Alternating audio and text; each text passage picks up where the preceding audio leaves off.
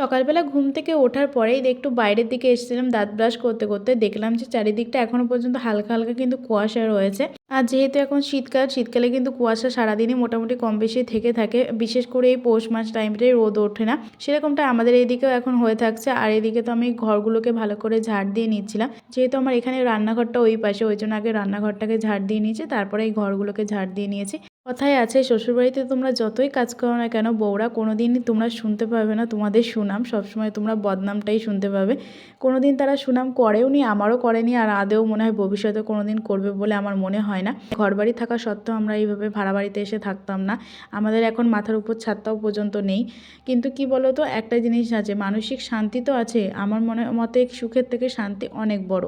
আজকে যেহেতু রবিবার, সেহেতু আমি যাচ্ছি এখন বাজারে, একটু চিকেন আনবো তাই জন্য, আর তার সঙ্গে একটু লাল তেলও নিয়ে আসবো, মানে সরিষার তেল। একটু সরিষার তেল দিলে কি হয়, মাংসটা খেতে ভালো লাগে। তা সেই মতো তো আমি বাজার টাজার করে চলে এসেছি বাড়িতে। আজকে বিট ভাজা করব আলু দিয়ে, আর তার সঙ্গে করব চিকেন।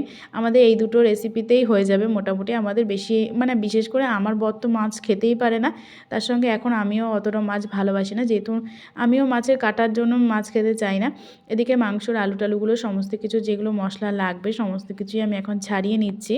আর আমরা দুজনাই মাছের থেকে মাংস খেতে একটু বেশিই ভালোবাসি, যেহেতু মাছে কাঁটাটা বাছতে হয় ভীষণই সমস্যা, কিন্তু মানে মাংস হলে আমাদের আর কিছু লাগে না দুজনারই। এদিকে তো চিকেনটা নিয়ে এসেছিলাম, অনেকক্ষণই হয়ে যায়, যেহেতু এখানে ফ্রিজ নেই তাই জন্য ভাবলাম যে মাংসটা আগে রান্না করে নেবো, তারপরে বিট আর আলুটা ভাজবো। সেই মতো মাংসটাকে এখন বসিয়ে দিয়েছি। প্রথমে তো আলুগুলোকে ভালো করে ভেজে নেবো, একটু লবণ আর একটু হলুদ দিয়ে দিয়েছিলাম, হলুদটা দিলে তাড়াতাড়ি আলুটা একটু নরম হয়ে আসে।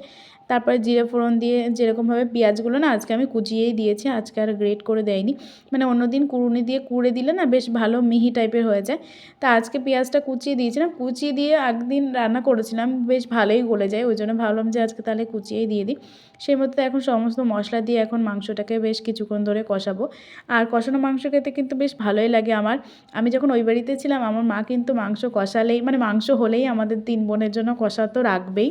আর চিকেনটা রান্না হয়ে যাওয়ার পরে আমি বিট আর আলুটাকে ভালোভাবে ভেজে নিয়েছিলাম। তো আজকের মতো রান্নাবান্না এখানেই কমপ্লিট। তো আজকের ভিডিওটা এই পর্যন্ত। ভিডিও ভালো লাগলে অবশ্যই লাইক কমেন্ট শেয়ার করে চ্যানেলটাকে সাবস্ক্রাইব করে দিও। বাই, দেখা হচ্ছে নতুন ভিডিও।